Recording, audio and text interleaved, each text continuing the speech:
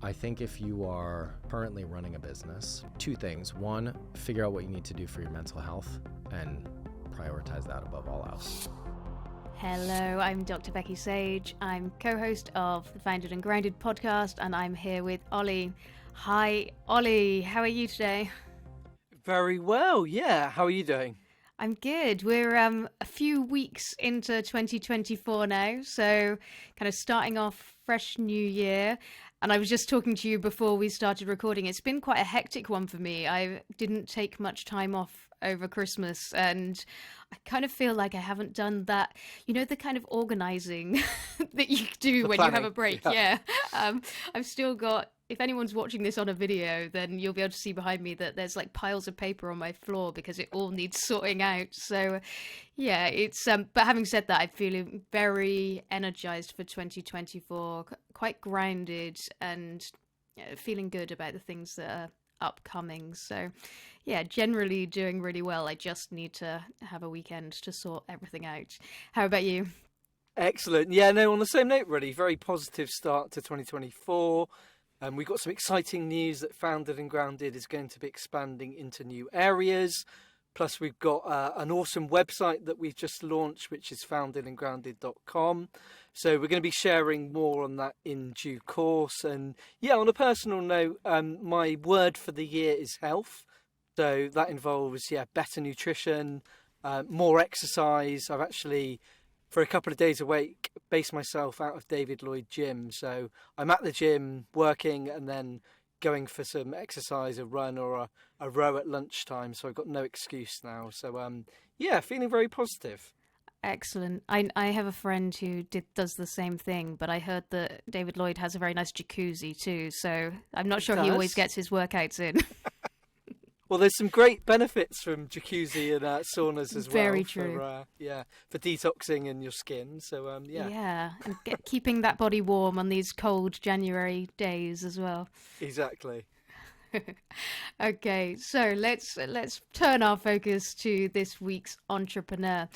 Can you tell our listeners who we're talking to this week? Sure can, Becky. So we've got Eric, who is the founder of Rival, which is a growth marketing consultancy. Yeah, and I really enjoyed listening to Eric's interview. For me, there was a lot of speaking the truth in this interview. I think that Eric is very, very keen to get the real stories of entrepreneurship out there, which of course aligns so well with what we're doing here at Founded and Grounded. It's not always easy, and we shouldn't just be painting these pictures of it being this glamorous lifestyle or a fast track to and an easy track to money, because that's not really what it is. Exactly. I mean, he's a great advocate of the podcast, and I think he really sums up the grounded nature of the show, and he definitely shoots from the hip in terms of speaking the truth. So I think our listeners are going to enjoy this one.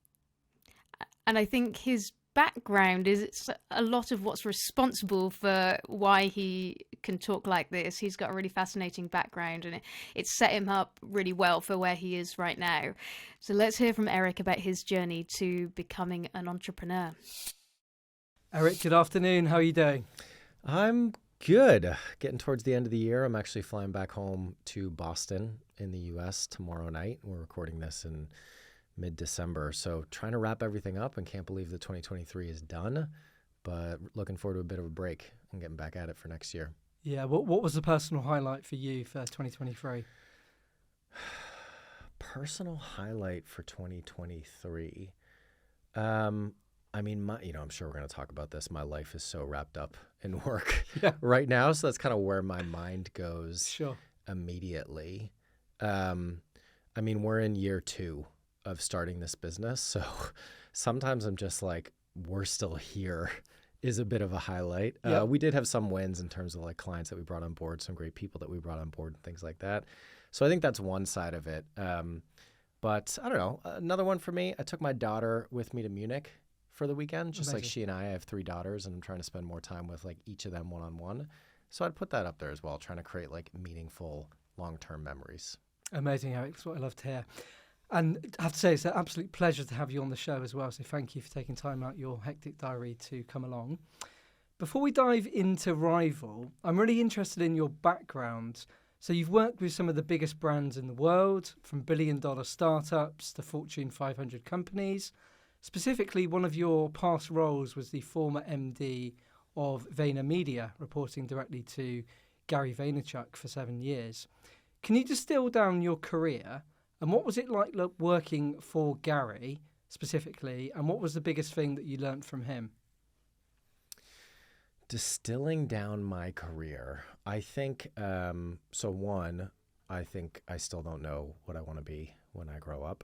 2, I've kind of fallen into everything that I do. You know, you talk to some of these people, I'm sure you've had them on the podcast where they're like, yep, I knew that I wanted to be this by age 50. Therefore, I did this when I was 25. And I'm just kind of like, man, I went to music school and then I realized I did not want to be a professional musician. I thought I wanted to get into government nonprofit, found that kind of frustrating. So ended up kind of trying to get a job in business, and started at Forbes.com back in the day when the .com was kind of a separate thing from the magazine. So it was like the early days of web and web 2.0 and all that.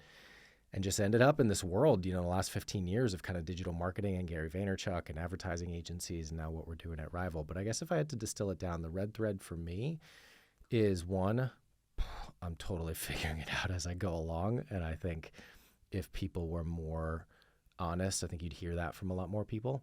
I'm like, I don't know. I'm kind of taking it one step as I go. But 2, I'm fascinated by people and how people's perception and behavior changes based on what they think. And that really is marketing for me. You know, spending so many years in advertising agencies, I never really feel like I fit into that world because, and I'll do, you know, all respect to them. Like a lot of those people like love creating ads. And I'm like, I don't really give a, I don't know if I can swear, I don't really give a shit about the ads. I care about like, is this going to drive growth of the business? Like that's the challenge that's compelling to me. And how do you get people to believe in something? You know, marketing, branding, like something that literally is not there. The apple that's on your computer, that means something to me. That means something to you. I find that fascinating. When it comes to Gary, I mean, I don't know how long we're going to record for. We definitely don't have enough time. The way I describe it is for people who know him, it is everything you would expect. It's hectic, it's intense, it's full on. And then it's a lot of things that you wouldn't. Meaning he's by far the most brilliant business mind I've ever come across. He's also the most empathetic and caring person that I know. You know, we're still in touch. He's involved in what we're doing at Rival. And so there's kind of the side of him that people see with all the content and like the real aggressive American entrepreneur. And then there's the human side. And I think that was he's by far had the biggest impact of anyone on me professionally. And I like to think of my best days, it's kind of both of those fronts. It's the hard charging entrepreneur business person. But at the end of the day, certainly one of the biggest things that I learned from him is like, that's just what we do for work. You know, life is so much bigger. Relationships are so much bigger. It's all about the people and how you make them feel at the end of the day. Love that, Eric. And in terms of starting Rival, so a marketing innovation consultancy started 2 years ago. What really drove you to working with some of the biggest brands to starting your own agency? Was there a tipping point? So it's funny. You hear these kind of origin stories from founders where they're like, I just had this relentless drive to put a dent in the universe or whatever it is. And I don't know if this is right or wrong. For me, it was I couldn't find another CMO job that I wanted. I was CMO of a fintech business called 11FS. I knew I didn't want to go back to an agency job. So there was that. I was really kind of ready to leave where I was. So like didn't want to stay another year or whatever until I could find something. And then I guess having worked so many years in startups, pretty early stage, but never having started one myself, I kind of wanted to see if I could do it. So it is certainly not, you don't start a company, at least not the way that I'm doing it, for work-life balance. You definitely don't do it for the money. And I guess for me it was, I always think about that quote, if you've heard it, there's like an inside joke with the people that climb Mount Everest. Like, I haven't done it, but this is what I hear, where they're like, why would you put yourself through this? You know, the strain, the stress, the cost, the danger, like, why? And they say, because it's there. And that, for me, for better or probably for worse, a lot of things in my life are like, I want to go climb that mountain just to see if I can. So yeah, those were kind of the combinations of what led me to start Rival. But I think if you play my career out 100 times, you know, I know there's a lot of conversation. Gary certainly pushed this conversation of like, you're either a thoroughbred entrepreneur, pure entrepreneur, or you're not. You either could only ever work for yourself, or you're just kind of moonlighting or kind of like temporarily being. I don't believe that. No. I think that the scenarios aligned for me to start a company. Who knows if it's going to work out? Who knows if it's going to be the right or the wrong thing? But I'm learning a lot. I scratched that itch and got it out of my system. I don't know if, however this goes, I would start a second company. But that's my story, at least. And I actually think that with more and more entrepreneurs and maybe some of the people listening, I think oftentimes this idea of entrepreneur, capital E, you know, think of any of the top 1% examples that you want, Gary being in there as well. I think for the most part, entrepreneurs are people that are just trying to make it work, just trying to start a business and kind of figure it out. You know, my wife started a business this year as well. She takes a very different approach than I do. But I think there needs to be a broader conversation around what it means to be an entrepreneur and why people become entrepreneurs and founders as well. I love that honest response there, Eric, and I feel like it probably was a bit of a natural progression from everything that you achieved in your career, and like you say, this itch that you wanted to scratch. So actually, it's not so black and white. It's this natural progression of all of this experience that you're now going to monetize into starting your own agency. So I really like that origin story, and it hopefully would inspire other people listening to maybe take that leap of faith. At Rival, your headline and your ethos is don't challenge the market, change it. What's the difference between a challenger and incumbent brand? And tell me about your brand OS methodology.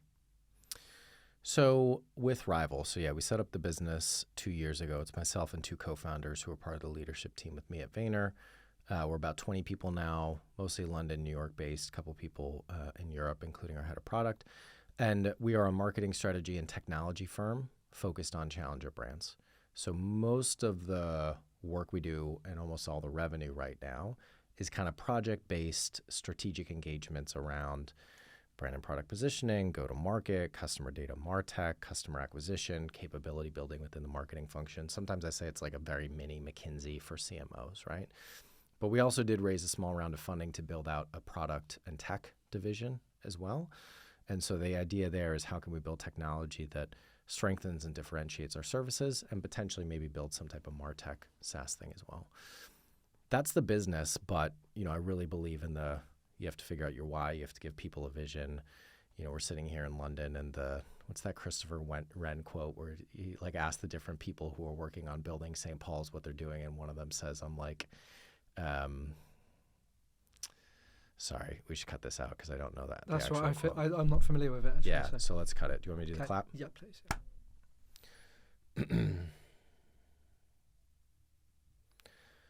So that's the business model, I guess, but I'm a big believer in having a clear vision and a why for the company. And the why for us, for Rival, is over the lifespan of however long we're in business, the consulting engagements we do, the technology that we build, the content, a lot of the content that we put out about challenger brands, it's trying to understand what drives the growth of successful challenger brands.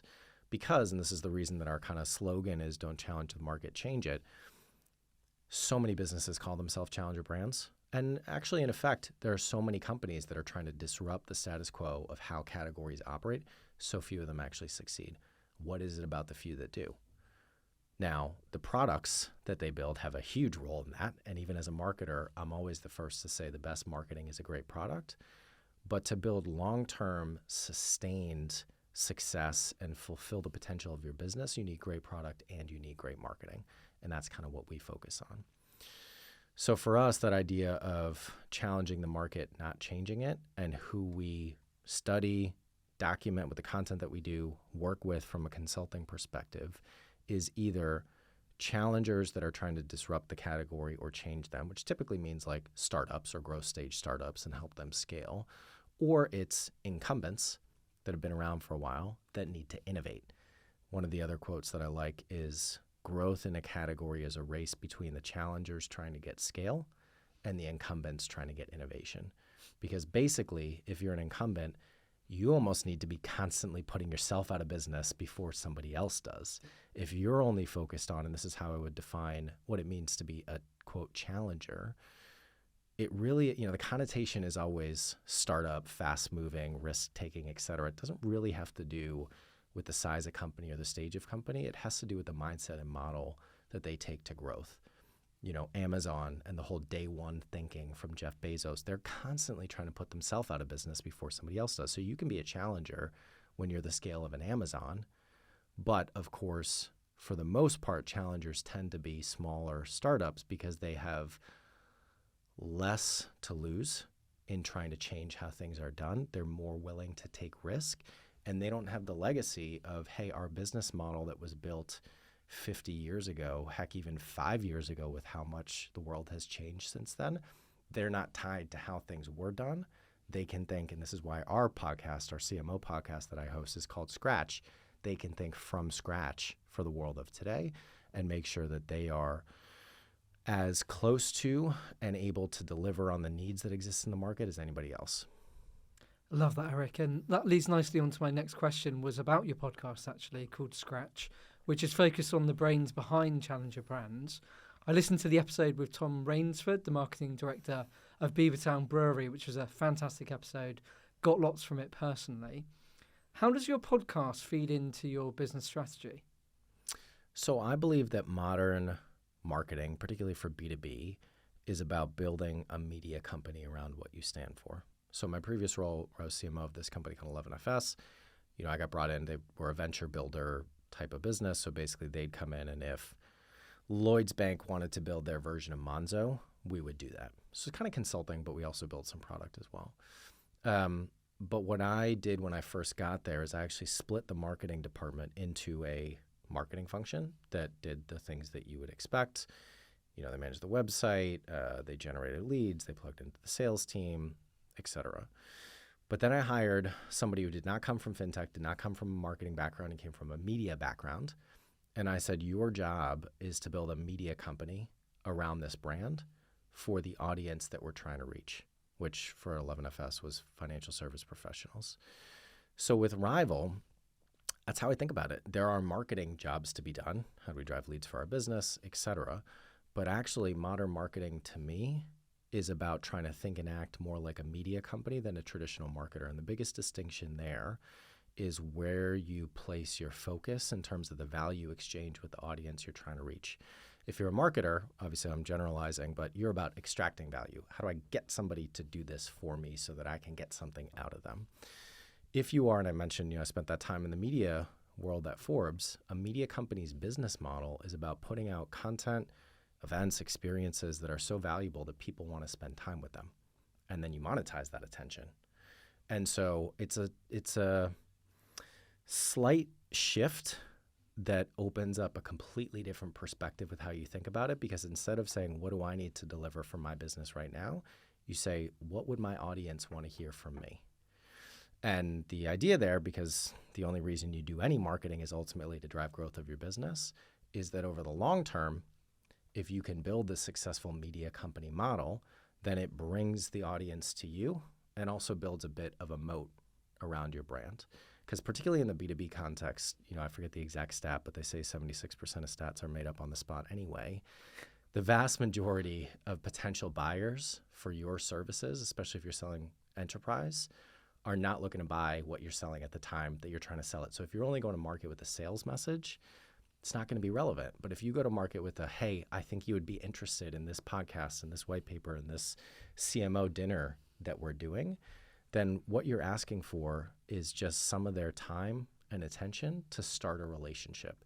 And if you can add value in that relationship, then you'll at least have the awareness, if not the consideration and the equity, when that potential buyer becomes an actual buyer for what you do. I love that, Eric.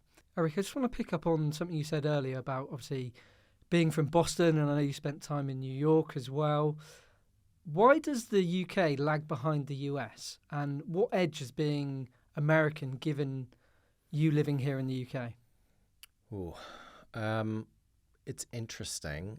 I think that, I'm one guy in one industry. I'm not sure there's like a macroeconomic advantage or disadvantage that I've had personally, but I think, my perspective on it, and particularly coming over 10 years ago to open a digital advertising agency, EMEA HQ, what I found and kind of how we thought about it was that, at least from a digital marketing perspective, because a lot of that gets pushed back then, at least from San Francisco, from New York, that maybe the US was about 6 months ahead of where the UK was for digital. And I think that's probably about right. I mean, to be honest with you, when I knew I wanted to leave the ad agency world, part of my thought process and how I ended up at 11FS was like, hey, that was a bit of an advantage. Yeah. But where's the advantage of where the UK is ahead of the US? And I would argue it's fintech.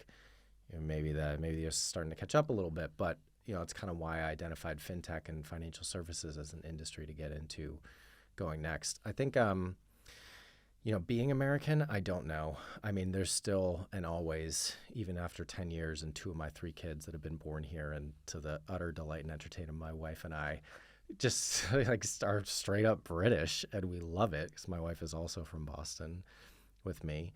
I don't know. I mean, I think when it comes to kind of doing businesses and building professional lives in different countries, you have to kind of understand the cultural context of where you are, but you also can't try to be somebody that you're not. I put a post out on LinkedIn yesterday about like, why can't we make 15-minute meetings the default? I'm happy to do a 30-minute meeting, a 60-minute meeting, but like, why can't it be 15? But I know that in this part of the world, that's going to kind of be seen as like a snub or something like that. I remember even when we were interviewing a lot of people at Vayner, and the first round interview would be 30 minutes. I got some feedback from people that are like, well, it's kind of disrespectful because really it should be an hour. So maybe it's American, maybe it's spending a lot of time in New York, maybe it's spending too much time with Gary, who literally would schedule 5-minute meetings with people. But I think I do have, you can't use stereotypes to generalize everyone, but there is typically a reason that they exist. And so maybe I have a little bit more of the American New Yorker, let's get down to business. Great, that's done. Let's move on to the next thing. I remember at Vayner, we had a head of delivery at one point who was French. And again, can't use stereotypes to generalize everyone. But he was like, well, it's Friday at 3:00. Why aren't we going to the pub? I'm like, because it's Friday at 3:00. But anyway, love him. And he definitely helped me understand a little bit more of the working culture over here. Love that. Moving on, Eric, you're B Corp. It's a wonderful accreditation to have, and it means a lot to a lot of people. But let's rip that label off. What does doing good business really mean to you? It's a great question. So I think the place to start is, I mentioned that part of why I started Rival was I couldn't find another CMO job that I wanted. And actually, as I was thinking about leaving 11FS, and I was like, if I could wake up tomorrow and have the perfect job, it would have been some type of marketing job in a clean tech or green tech business. Because I think the dream for all of us is to do well while also doing good. And for me, and I'm not shattering any minds by saying this, but climate change is the biggest challenge that is presented to and kind of incumbent on our generation, I believe, to try to fix. So unfortunately, particularly at this stage, there's what you can do and there's also who you know. And I just didn't have enough of a network in that space to be able to find the right opportunity, and also wasn't patient enough to kind of wait it out at the job that I was at. So I ended up doing this, and that's totally fine. But that was part of it, is like, to the extent that we can as a marketing consultancy, it's like we're not exactly changing the world over here or saving lives day in and day out. But to the extent that we can, how can we make sure that we do our part? When I think about my kids, I want to be able to tell them that, like, yeah, I wasn't Secretary General of the United Nations, but like I did what I could, right? While still being practical about having to provide for them and make money and all that stuff. So the B Corp is a clear and obvious way to kind of signal that to the rest of the world. And there is an element of this of like, I've actually been very surprised how little that has seemed to matter to clients. But to talent, for sure. So there is that element of it, but I think it's, we talk about with Rival wanting to also challenge the way that our industry operates, marketing agencies, consultancies, et cetera. And so even though we're tiny, we're 20 people, I think we can do our part to say like, hey, you can be a marketing business and be a public benefit corporation in the US instead of an Inc. You can be a B Corp. We're part of 1% for the Planet. We donate 1% of our revenue to environmental nonprofits. Yeah, it's 1% of a pretty small, but like we're kind of doing our part. So I think that's what it would be for me is like, to the extent that you're able, just do what you can. And I think a little bit, if everybody does it, adds up to a lot. I love that. It reminds me of a great quote as well, which is a Danish proverb, which is bake with the flour that you have. The security threat to UK tech startups is growing. Protecting your innovation is crucial to your business success. Secure Innovation is here to help, and it only takes a few simple steps to get started. Don't leave it too late. Visit npsa.gov.uk/innovation to find out more and download the Quick Start Guide for free today. Are you looking to access finance for your business, but unsure where to go and who to trust? Introducing HEXA Finance, providing growth funding to startups and scale-ups throughout the UK. Ben and Stu started HEXA Finance with a clear mission to make finance more accessible to business owners like you. Launched in 2020, they know firsthand the growing pains you're facing. Their fast growth business is the proud winner of the Startup of the Year award and has recently been recognized for its economic contribution. So, if you need funding now, or it's on your horizon, the experienced team at HEXA Finance are here to help. To access your free consultation, simply go to hexafinance.co.uk/contact. Bake with the flour that you have. Ollie, you're getting profound in this interview. Maybe Eric brings that out of you. I mean, I do try sometimes. Yeah. Not saying you're not always profound. It's very real though, isn't it? I love this idea that we can all make a difference and we have varying resources. So using what we have to be able to make that difference that we want to make is really important. And given Eric's clear articulation of how important it is to make an impact, it was really interesting to hear that wasn't actually why he became an entrepreneur. And he said that we need to talk more about why people become entrepreneurs. So let's do it. So let's talk about why people go through this process. And as he talks about, it's not something that you necessarily do just because you want to make money, because actually that's not what you're going to do, especially not in the early days. So what's your experience in terms of why people become entrepreneurs and, why you've done the entrepreneurial activities that you've done? It's a really interesting question, isn't it, Becky? And I think it comes back down to a lot of different influencing factors. I'd say that your attitude to risk is one, your personality type is another. I mean, if I had to categorise entrepreneurs, we've got people who have got that itch that they want to scratch, like Eric. We've got these people who've got that really big vision and see this global problem and they've got this solution to it. So I think that's another category of a type of entrepreneur. And then you've also got the accidental entrepreneurs, as I call them. So people who've kind of stumbled into the world of entrepreneurship. Which I think is, quite a lot of entrepreneurs as well. And then lastly, I'd say like there's a group of people who are kind of a bit more analytical. So they look at trends, they look at the market, and they spot opportunities. So they're a bit more kind of decisive in terms of their route to market and why they're going into the world of business.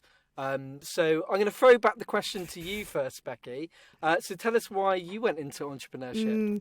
And I feel like Eric has given me permission to be really honest about this. Because I think, first of all, I would say there's many different factors that play into it. I don't actually think it's any one of those things. I think it's all of those things. And the reality is that when I first went into my first business, I came together with co-founders, and I was freelancing at the time. So it was, in fact, just another opportunity to be like, how do I generate revenue in a way that is like, that allows me to have some freedom and allows me to like do something that feels, you know, exciting to me. And we were able to, I was doing it alongside other things. And so it was a case of, well, that's another place where I can pay my bills. And so we don't do it for money. I wasn't doing it because I was like, oh, that's going to make me super rich. But it was a case of, oh, okay, I'm going to write this grant funding proposal. And if that comes in, I have a job. And so that's actually the true reality of what happened. And then that, you know, initially it was sort of a project, but a project which did have a kind of commercial plan in mind, and that evolved over time. So that was there. And then the thing that gets me now, and has done since like really being in the first business and then coming out of that, is this. It is related to what Eric was saying about the itch that you want to scratch. There's part of me that's got something to prove, and I feel like I really am interested in what does it take to make a impactful business, a sustainable business, a business where you can have kind of multiple bottom lines. So I'm really interested in, how do I build a business that is like financially sustainable? It does have a commercial aspect to it, but how do you also make an impact? How do you also show compassionate leadership as you're doing that, and build a culture and a team that works really well? So I kind of have all of these, I kind of want to really do that in a way that is successful. And some people will say, well, I've done that in little ways that are successful before. But I think, again, the itch you want to scratch, there's like something more that I want to achieve and prove through doing business. So that's that's my kind of, that's not too much warts and all, is it? But it's the reality, I think, of my story. Yeah, no, I like that, Becky, and thanks for sharing. I guess so a lot of it is kind of circumstantial at the time in your journey. Yeah, definitely that first time, which was the proper gateway into entrepreneurship. I'd worked for a couple of other startups before that too, so that was part of the circumstances. Was, oh, I've got this experience now, and I understand how startups work, and that's an opportunity. And now you want to make this bigger dent in the world, so to say. Excellent. So talking of kind of making dents in the world, I'm so fascinated by Eric's motto around don't challenge the market, change it. And this is something that I think a lot of founders want to do when they first go into business. There's a lot of, it's not being done well right now, we're going to do it differently, we're going to disrupt. And then as soon as you start writing your business plan and you start getting asked about who your customers are, where your money's going to come from, you have to do a deck if you're going to do investment, that kind of thing. All of a sudden, you have to start fitting your pieces of the puzzle into the pre-existing pieces of the puzzle and show, well, we've got customers, and those customers are often the traditional players within a market. So this whole piece about kind of really going for it in terms of actually changing the market is something that I'm interested to continue to explore further. Why is it, or do you think that it's something that startups are doing effectively, or do you think many just fall back into this place of, you know, we end up being traditional and fitting into the pre-existing system because we sort of have to? I think most startups do have an aspiration to really change the market, but I think in reality a lot of them don't. I think where a lot of startups go wrong is they're not being bold enough. Like, if you want to create your own category and completely change the market and turn it on its head, then you have to be very, very bold in terms of your message, in terms of your marketing, in terms of being disruptive, in terms of the actual product or service that you're actually bringing to market. And we've seen it with past guests like Heights, Flow Neuroscience and Yoked. So do rewind back to those episodes if you're really interested in how to create your own category and really change the market. But I think a lot of startups, unfortunately, probably don't have the right execution, if I'm being honest. And I think it's a very hard skill to implement. I completely agree. And you use the word bold, and I think you used this when you were interviewing Eric as well. And that was the word that kept coming out for me. And it was inspiring me. So I was thinking about this because this module of kind of building a media company around your startup is sort of the aspiration I've always had. I've been talking about itches I want to scratch, or like this, and we would maybe use different language around it. We might talk about a thought leadership kind of campaigns, which again, it's like the slightly less bold version of doing this. Some people might even just talk about PR, and we talk about market education. So there's kind of all these different language, but I think the boldness is to be like, we're building a media company around the startup. And again, I found it really inspiring listening to Eric, because I was like, I'm going to be more bold this time around. And I haven't disclosed this on the podcast yet, but I'm getting involved with a new startup at the moment, and I will announce that a little bit further down the road. But Exciting. I'm very excited about it. And this fit around kind of building the media company around the startup, it made me think like the mistake last time wasn't to have that approach, it was to not go fully into that approach. And so I think that this is definitely, if Eric is listening back to this podcast, then I felt very inspired by listening to that story and just thinking, we got to take it a step further. If this is genuinely what you want to do and you can see a way forward, you can build out that plan, then be bold, take those bold move.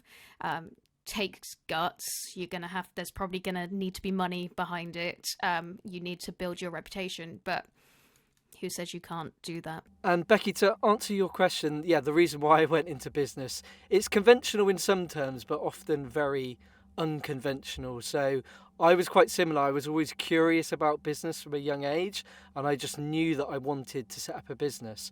I was actually born in India, where my mum co-founded a fair trade clothing company in the 80s. So I grew up in a retail shop on Gloucester Road in Bristol, spending lots of weekends and time after school there, learning about the world of business and asking about business terms and why customers buy things, and also what impact business can have to people in both communities. So that's the reason why I went into business, very inspired by what my mum did and seeing what impact business can have at a kind of a global scale as well. Yeah, I told you when you reached out, like, this was not going to be a problem for me, because this is probably the thing that I'm most passionate about. Having worked in startups, most of my career, and now being a founder, it is such a different thing. And to me, I guess a couple things. One, there is the cash flow, payrolls on you, all that. There's the time that goes into it. But I think the bigger thing for me, there's always a debate of like, is it better to kind of start a business when you're young and you don't really have that many kind of commitments or restrictions or whatever, or is it better to do it when you have a few gray hairs like I do, more experience? But of course, it's a little bit harder. And with 3 kids and a wife who has a business and a mortgage and all that stuff, it's certainly difficult. But I think the other aspect of it for me is I am, my oldest daughter is 12. Her growing up in a world where she's had a phone since she was 10, she can't have social media on it. But let's be honest, like social media versus the internet, like it's all the same pressures on a preteen, especially girl. And I'm fascinated by what I call the Instagramification of LinkedIn. LinkedIn has pulled off an amazing strategic move. 5 years ago, 99% of the revenue was from recruiters, and now they're a legitimate content platform, especially with Twitter completely shooting themselves in the foot now.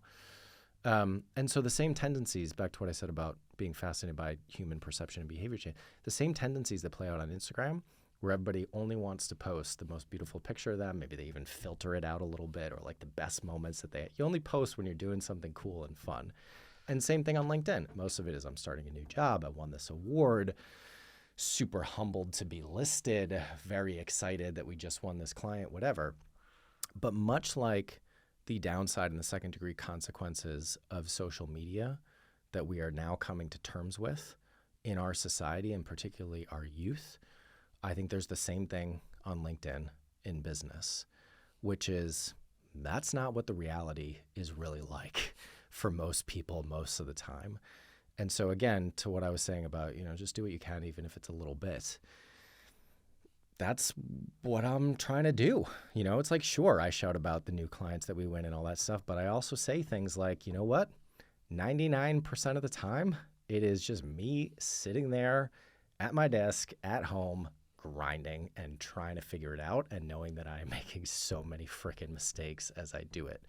And I guess that's not necessarily to self-deprecate. It's more to be honest, try to change the conversation a little bit, and also just let people know, because the problem, going back to my daughter on Instagram, and the same thing of what's happening on LinkedIn, is if you're an entrepreneur and you just see feed after feed of everybody winning and crushing and whatever, you're like, shit, what am I doing wrong? I'm not good enough. And I just want people to know, at least for me, it is fucking hard.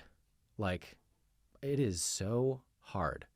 And that's okay. I think that's a feature, not a... And I should have prefaced all this by saying, this is my experience. Maybe it's not hard for other people. Maybe for other people, it is, easy, and they have figured it out. I would wager most people are closer to my end of the spectrum than that end of the spectrum. But that's been my experience. And I think a little bit of what I can do as I'm on this journey is share the honest, hard realities of what it's been like for me. And, just seeing kind of how people engage with that content that I put out compared to the marketing content that I put out. I think that it is a story and a voice that needs to get shared more. I love that, Eric. And I can say that, the 70 plus founders that have been on this show would definitely agree that it's definitely hard work. So, yeah. I'm interested to know a bit about your personal life. You've obviously mentioned having 3 girls and your wife now going into business as well.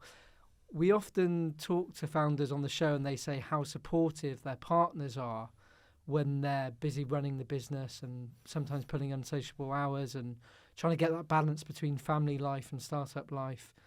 So I'm interested to know, how do you support your wife with her venture, and how does she do vice versa?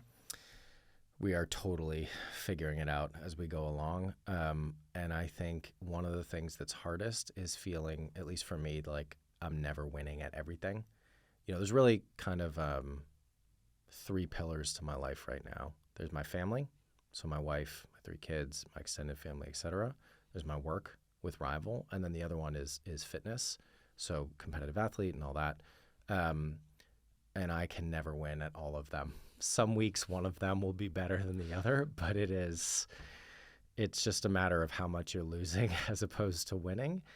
And I think that's okay. I think me, at this stage of my life, I'm about how can I try to fit it all in, knowing that I never will. But I would rather shoot for the stars, land on the moon, strive for success, whatever other cliche you kind of want to throw in there. So I think absolutely there's no way that I could have done what I've done so far without the support of my wife and family, because let's be honest, even as much as I try to compartmentalize and prioritize, and like I'm leaving here to go back up home so that I can go to my kid's concert and then I have to come back down for another meeting, like you try, but there's only so many hours in a day. And if you're an entrepreneur trying to build a meaningful business like I am, it takes up a lot of time. So what we did is my wife was very supportive of me doing this. She was like, I know you need to get this out of your system. And so what we said actually was, there's so many reasons why it might not work, but I know the one that's easiest for me to control is how much time and effort I put into it. So for the first 2 years, because 2 years is a long time, but it's also not a long time, I'm going to give it everything. Saturday was a work day by default. Anytime I have an opportunity to hop on a plane, go see a client, be at a conference, I would take it. So the priority for the first 2 years would be, how do I maximize the potential for Rival to be successful. And then, we just passed the 2-year mark. And so now I'm downshifting. There's still the demands of the business. It could take 8 days a week of me if I had that to offer, but you just got to cut it off somewhere and you got to say no sometimes. So Saturday is work by exception as opposed to rule. Now I'm only traveling if I'm on stage or kind of there's revenue tied to it. So getting paid to be there or it's with the client. And you just kind of reprioritize. I take my kids to school maybe 3 or 4 days a week when I can, and you shuffle things around. So my wife bore a lot of that extra responsibility in those first 2 years, still does now. And I try to the extent that I can, support her with her business getting off the ground now as well. But man, 2 startups under one roof and 3 kids, one of them 12 going on like freaking 18. It is, sometimes you feel like you're losing more days than you're winning. But like I said, we're figuring it out as we go along. Excellent. And a quick plug for your wife's business, Eric. So this is super funny. She's amazing. She has a law degree. She actually worked in marketing at a legal tech startup when we were in the US. She's done a bunch of different things. When we had our 2 younger kids, she took a break from working outside the home. And the conversation was always, hey, when our youngest goes back to school, she'll figure out what she wants to do. And so as that started to happen, as we started to get closer to that milestone, she was like, I don't know. I think maybe I want to be a therapist. I don't know how to figure this out. And we bought a house a little bit more than 2 years ago. And she started an Instagram account about the renovation.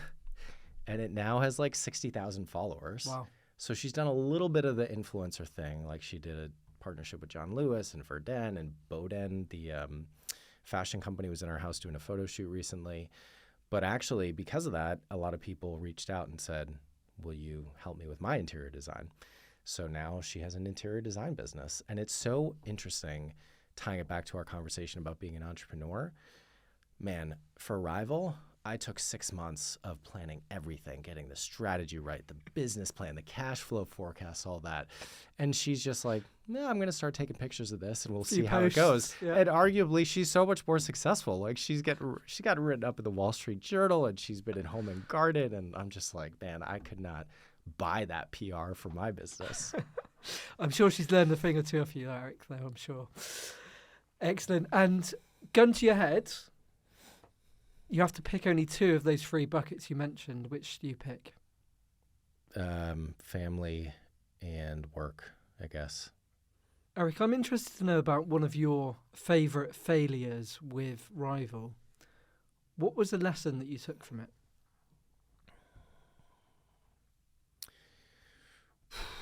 I think a practical one that maybe is easy for people to action is I spent way too long in the beginning overthinking and overbuilding things. So for example, spent so long trying to write and design our first Creds deck. And what I realized through that, through a lot of the other things I spent time on the early days, is like the only thing that matters is, if it was a product business, you say product market fit. But really it's like getting clients on board and starting to service them. So I think I spent too much time planning and not enough time doing. And you just got to get to the front lines, talk to your customers, start getting some customers on board.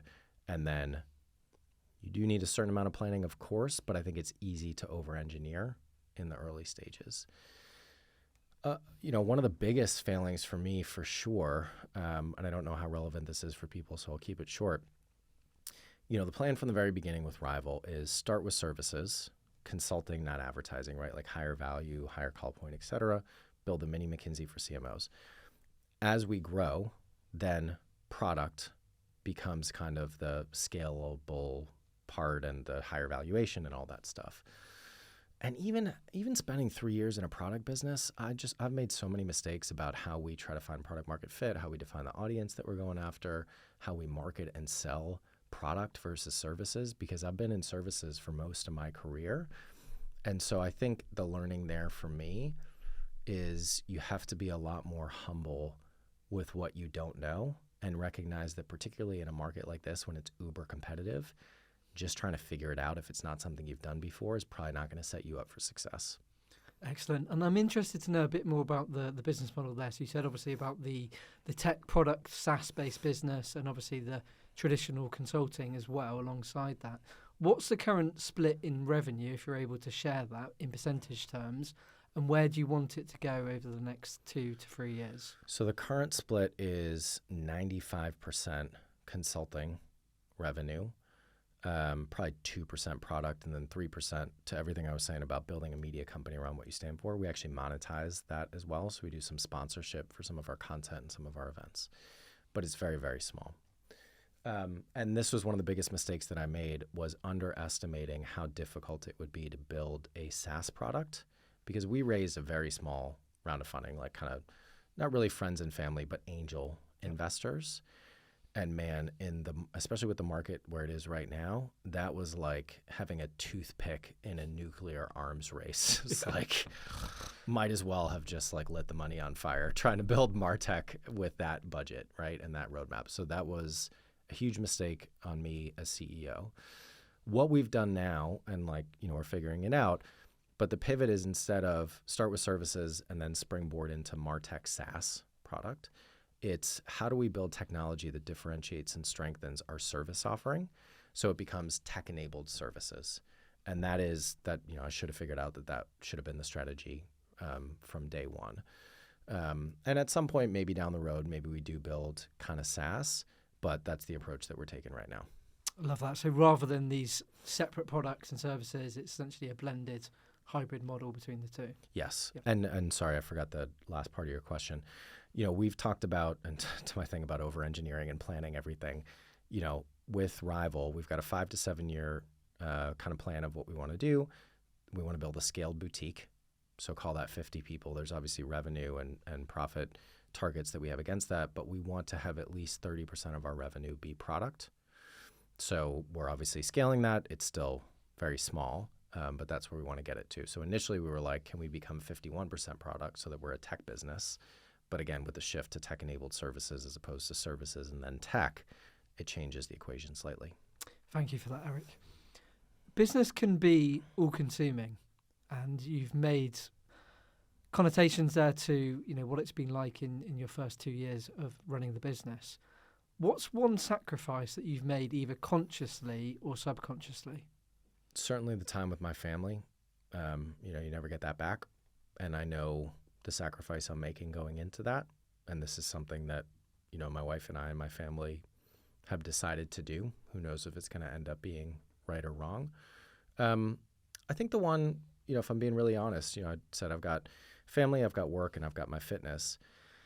The bucket that is obvious and not there is friends. And with who I am, I'm more of an introvert.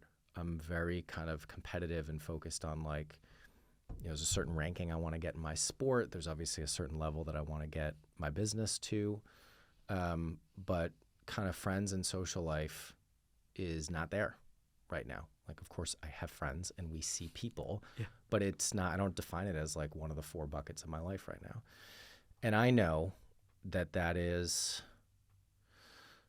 I want to say wrong. I know that is a sacrifice that I'm making, because you look at everything about what true happiness is and where it comes from. I'll save you all the reading. It is quality and quantity of relationships. Like, that's it. It's not, did you build this business and exit it? Did you rank that in your, professional? It's quality and quantity of relationships. So I'm making that sacrifice. I want to come back to that, but something had to give. Family's obviously not going to give. Fitness for me is like the physical, but much more the mental foundation. Like, I'm probably too dependent on it, but if I don't have that there, I get a lot more unstable and rocky when it comes to my mental health. So I can give that up. So it's got to be that for now. I'm always intrigued to hear the answers to the questions about what people feel like they're sacrificing when they're working on their business. And sometimes I wonder if what people perceive to be a sacrifice is actually a sacrifice at all. In the sense that, we're always sacrificing something, right? And there's many, many things in the world we could be doing that we're not doing.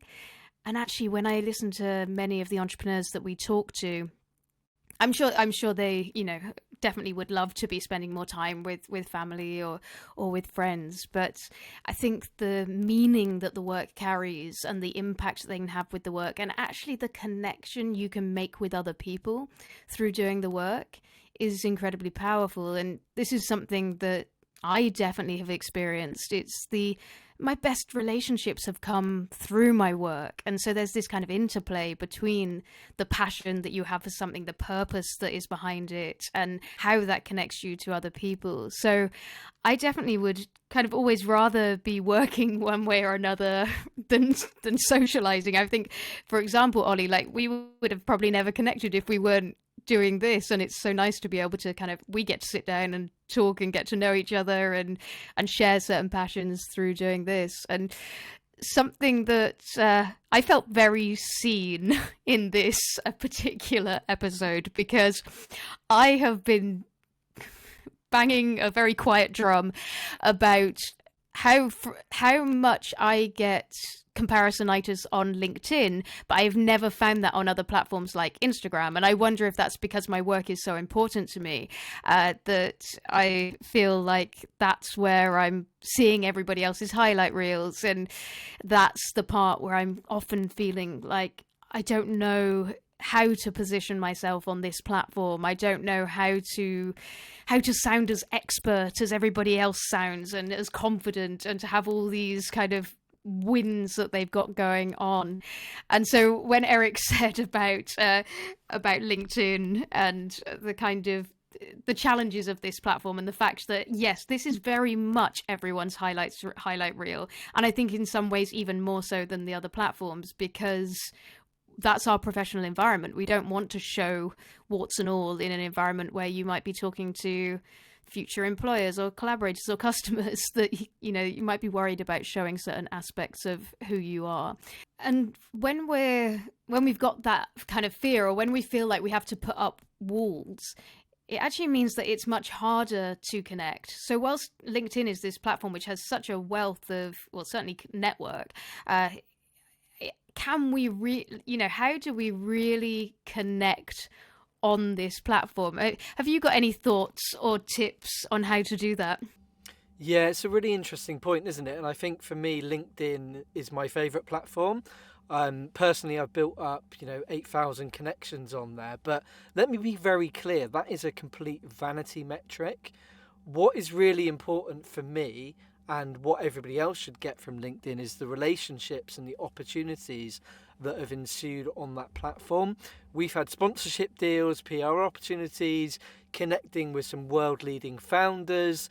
So there's so much opportunity there, but I do agree there is too much of the very varnished talking about the wins, not the failures on that platform. I do think there's been a bit of a change, a bit of a headwind coming in about people more talking about the ugly, unvarnished truths. And I think, that's why this podcast actually exists. And I think we probably need to do some more content on the platform about showing about all the mishaps and the F-ups that we have along our way, because there's definitely been lots of them. So, 2024, let's both be more conscious to talk about some of the mishaps and when things go wrong, because it's not all plain sailing, that's for sure. And I can see the comfort you have on that platform in the way that you post and the consistency that you post, and like you said, perhaps there's more to uncover still. But so for me and for the other listeners out there, many of whom I think might be thinking,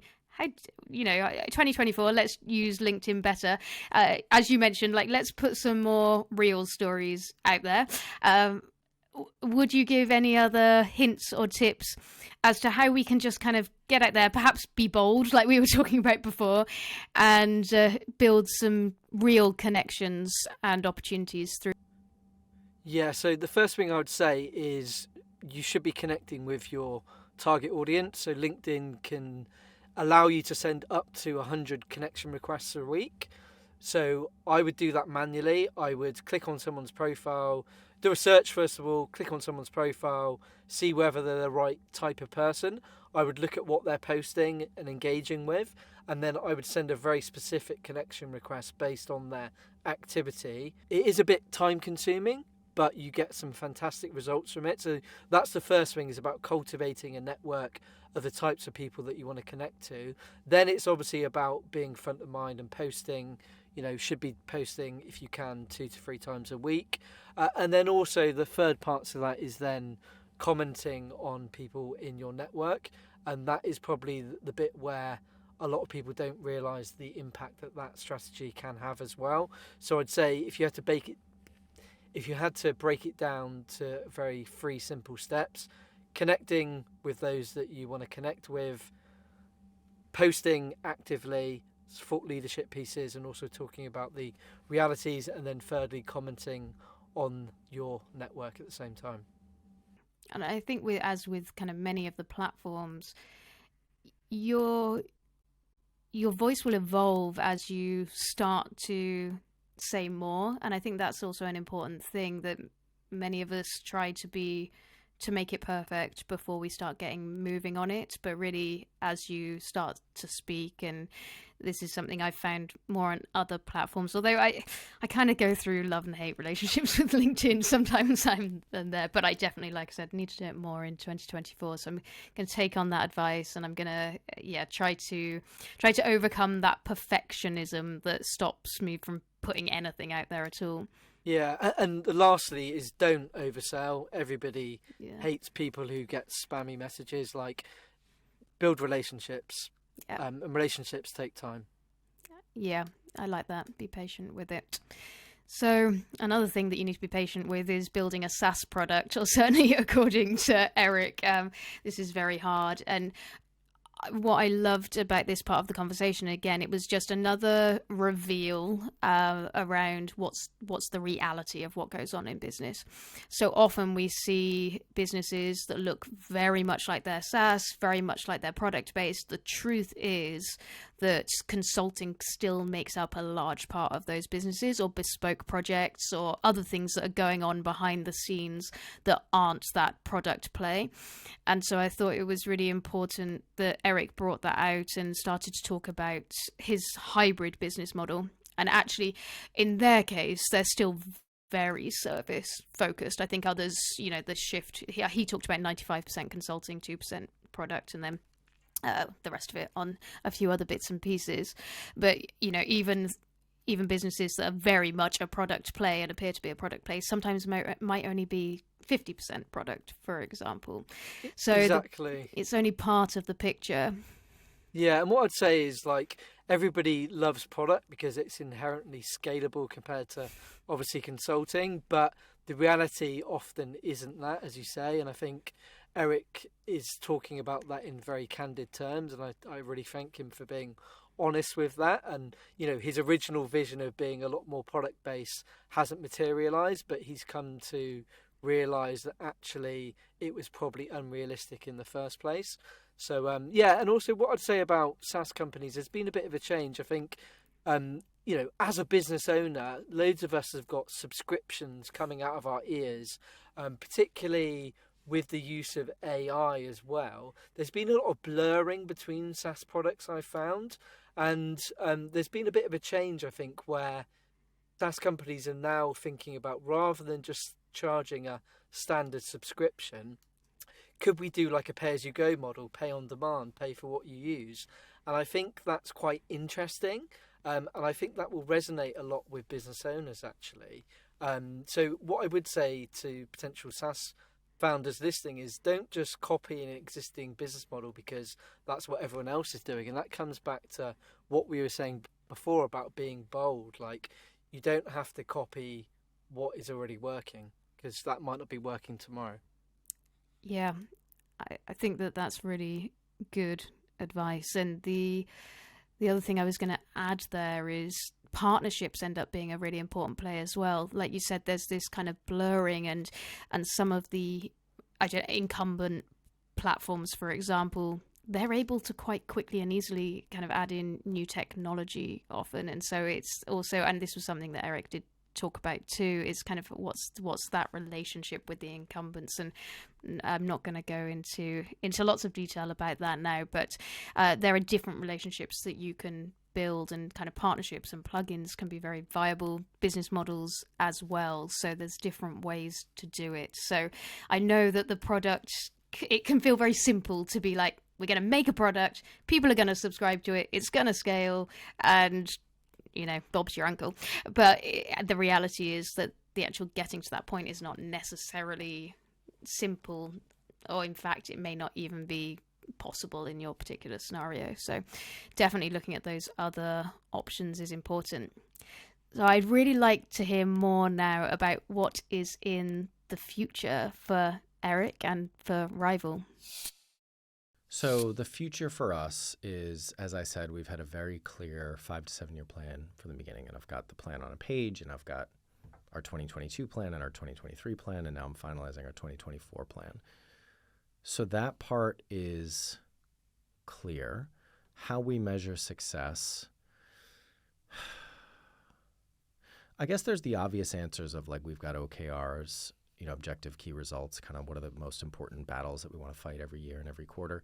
We've got targets, so bookings targets, revenue targets, profit targets. But I guess, you know, maybe the answer that would be more interesting to people listening, and going back to what I said about why I started it, is I want to build a successful business. I want to show that I can do it. And obviously it's not just me. I've got co-founders, I've got people in the company. And actually, I always think of my role as CEO as trying to be the dumbest person at my own company. And I think I'm succeeding with that, to be honest. So it is a collective effort. But I want to see if I can climb that peak, that Everest. And that to me, one, and this is something I learned from Gary, it's about the journey as much as the summit. You have to enjoy the climb because you might not get there, and you don't want that to all be wasted time if you don't. But two, you know, the ideal, and what we said from the beginning, is that at some point we exit. We sell to a consulting firm, an agency holding group, maybe a strategic investor.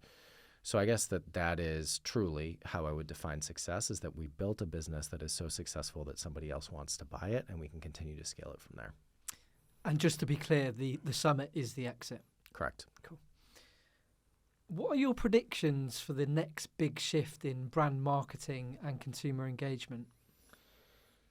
So one, I always, whenever anybody asks me about predictions, I'm like, I think you can gain and lose a lot more by how quickly and how well you adapt to how things are right now, as opposed to trying to figure out where they're going to go.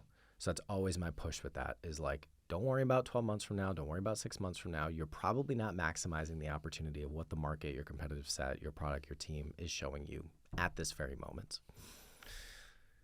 But in terms of predictions for brands, I think this media company thinking is particularly for B2B businesses. You know, I'm fascinated by tech companies that are acquiring media companies. And we've actually looked at that. You know, we're 20 people. But there are plenty of like one-person media companies out there where someone would just love to have a full-time job and continue doing what they're doing. And if you can buy an audience, it's obviously going to be faster than trying to build an audience, given how competitive that is. And then you look at the financial arbitrage of, you know, HubSpot bought The Hustle. Yep. The valuation of a media company just selling sponsorship on email versus the valuation of what that audience means when HubSpot can start selling their suite, I think that is super interesting. So I don't know if that's as much of a prediction, but I think brand, everything is only going to get more competitive, right? And that's for dollars as well as, and what becomes increasingly more important is attention. And so I think you're going to see more and more brands start to think and act and potentially buy media companies, because they recognize that, you know, I always love that quote of, people don't care where good content comes from, they just care that it's good. People will watch an ad from a brand if it's good content. The problem is that most ads suck. But I think this media company model focuses brands on creating content for the purpose of adding value to their audience, entertainment, information, whatever it might be. And so I think that's going to be, I think that'll be an increasing trend, is whether they think of it that way or not, marketing to add value to the audience in order to attract and retain their attention. Yeah, just a side note there about Sam Parr's The Hustle newsletter, which is fantastic. I was an early subscriber, and they've just changed the model, haven't they? Because it's obviously been bought out by HubSpot, and now it's a free newsletter that you can sign up to. I got a refund the other day of my subscription. So yeah, just a quick plug there for people listening to go and subscribe there. Eric, one of the key parts of Founded and Grounded is asking our featured entrepreneurs to distill down just one piece of advice that you would pass on to somebody thinking of starting a business or somebody who's already running one. So what would that one piece of advice be? I think it is different thinking about starting a business than running one, of course. And I go back to my own experience, and, you know, like I said, if you play out my career 100 times, maybe 50 of those times ends with me starting a business. I don't know if it was the right thing for me. I think most people, you know, are always going to kind of reverse engineer and justify things to themselves and be like, yeah, of course it was like, I don't know. I don't know if I would be looking back on my life in the future, happier, healthier, if I hadn't started a business versus as I have. That's still kind of to be played out. And so I think there's a grass is always greener type thing. But I think, you know, one man's story and experience, if you're thinking about starting a business, be really sure that you are set up, of course, for the financial, of course, for the time commitment, but also for the emotional and psychological weight and impact that, at least the way I'm doing it, probably with all my faults, that comes with. I think if you are currently running a business, two things. One, figure out what you need to do for your mental health and prioritize that above all else. You know, I've got my things. It's not perfect, but like I make sure those are taken care of. And also recognize that it is a marathon, not a sprint. And then I think more practically, you know, one, it's been interesting, the podcast that I do. I don't know if you do stuff like this as well, but we just did like an insight show. You know, we've done 100 episodes interviewing CMOs. What are the biggest takeaways and things like that? And there's a few things in there. We're actually publishing it today. But God, it's just so obvious to me. Like all growth comes from having a differentiated understanding of the needs of customers and being able to deliver on that. That's really it at the end of the day, right? And so I think as a founder, there is never too much time to spend listening to and trying to understand the customers and the needs that they have. Like that is where all the answers lie. And I've never come across anyone that spends too much time, and almost everybody, myself included, doesn't spend enough time. Spend more time with your customers. Love that advice. Eric, if you had to sum up marketing in a sentence, how would you describe it? Marketing is the story you tell to change perception and behavior in order to drive growth of your business. Love that. And Eric, where can people find out a bit more about Rival, you personally, online? So wearerival.com is our website. You can find everything there. I'm most active on LinkedIn, so feel free to hit me up. You can also email me directly, Eric with a C, at wearerival.com. Eric, thank you so much for your time and insights this afternoon. It's been an absolute pleasure having you on the show, and thank you for being so humble and honest in terms of your answers as well today. Really enjoyed it. Thank you. Thank you. There was such a vitally important message that Eric gave us there about spending time with your customers. And he said, I don't think I've ever met a founder that needs to spend less time with their customers, and I definitely resonate with that as well. And for many businesses that I've worked with, almost always the answer to one of their challenges is to spend more time with their customers. There's so many different aspects of the business that you can understand better, that you can test, that you can overcome by spending more time with your customers. And we talked about that in previous episodes as well. So kind of getting out there, being with them. And that, of course, allows you to have more fun on this journey, being with those people you're actually supporting. That's what helps with this whole piece around enjoying the journey. And of course, this is something that Eric mentioned as well. And we hear it all the time. It's the journey. It's not just the destination. I think I like how Eric was, again, very honest that the destination matters and the destination is really important. That summit is the motivating factor for many of us when we're in business. There's a certain place that we just have in our heads of that's what success would look like to me, and I want to try and get there. But of course, the importance of that journey along the way is really something to emphasize. And one piece I think that I found very important in what he said was around, I'm paraphrasing, but if it fails, am I still going to get something from this? And I think this is such an important mindset for a founder to have. And it's not about not believing in where you're going, but it is about saying the reality is, if I am going on this journey now, where might it take me if it doesn't take me where I want it to go? And it does need to allow us to move forward in some way. And I think the ways to do that, I mean, connecting with your customers is certainly a good way to do that, because you're building your network, you're getting energy from that journey. But I think just having this sense of curiosity, which Eric also demonstrated throughout, which was, I need to see if this can work. I've got questions about what's going to work, what's not going to work. Having that curiosity and kind of delving into those questions also means that you're learning all the way through doing your business.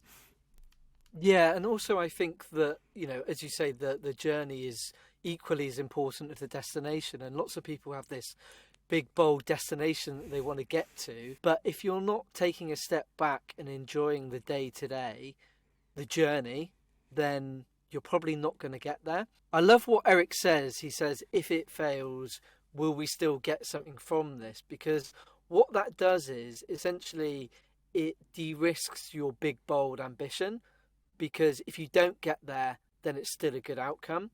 And if you're going into a business with that mindset, knowing that you can still win even if you don't get to the final destination, then you've still achieved something. We've learned a lot of lessons in this episode, haven't we? I feel like there's been a lot of profound statements. Maybe Eric's brought it out of us. So make sure, if you're interested in anything that Eric does, anything that Rival's doing, go and check out those links that he has shared with us. So now we need to go back to our previous episodes. We actually have 2 questions that we haven't yet talked about on the podcast. So from Seriously Low Carb and Phasecraft. Ollie, who do you want to start with? Seriously Low Carb? Yeah, let's start with them because that was the episode before. So Andy's question was, you're in a supermarket looking to purchase a healthy product. What messaging would make you act on a buying decision? He gave 4 options. Firstly, is it a scientific medical message, e.g. keto, for example? Or is it a lifestyle diet message around weight loss, for example? Is it more generic? So is it like cheaper or healthier? And then lastly, is it something else that's not on that list?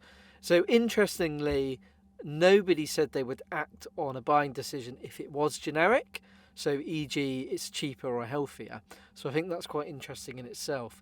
The rest of the results were pretty split. So the leading answer was lifestyle, diet or weight loss, for example, with 43%. And then it was tied between scientific/medical and something else. So I think it really depends. I mean, it's hard to deduce what Andy would actually take from that because the results are so split. But I think it comes down to people's personalities and what sticks out for them on the shelf. Yeah, it's their very specific needs. Because I'm trying to think what causes me to buy things. And I think I actually it might be in that generic category, you know. But I also, gluten-free is usually the thing I'm looking for. So again, that would fall into some of those other categories. So if it's gluten-free and I fancy it, I'll have it. And so let's talk about Phasecraft then. Totally different company, totally different question. What are people saying about Phasecraft's question? So Phasecraft, the quantum computing company, wanted to know which area of scientific and technological progress are you most excited about at the moment? They gave 4 options. Firstly, quantum computing. their area of interest and expertise: artificial intelligence, AI, nuclear fusion, or space exploration. Interestingly, the results came back and nobody gave the answer of space exploration. I don't know if people were maybe influenced by listening to Ashley's story and the interest in quantum computing. So that was the leading answer with 57%, followed by AI with 36%, followed by nuclear fusion with just 7% of the answers. How fascinating that was the split. And I think our audience have been well educated by Ashley, and I'm sure our audience are well educated anyway. So yes, that's an interesting one though, because I guess they're all areas where we're going to see great bounds and great exploration, and we probably can't even picture the world that we're going to be stepping into as all those technologies continue to evolve. So Ollie, tell us, who have we got on the next episode of the podcast? We have got a brilliant startup who have taken a waste product and turned it into a sustainable packaging company. We've got the founder of Envopap, a chap named Kushal, and he's going to be talking about sustainability and packaging and the explosion of e-commerce as well. So very excited for that episode.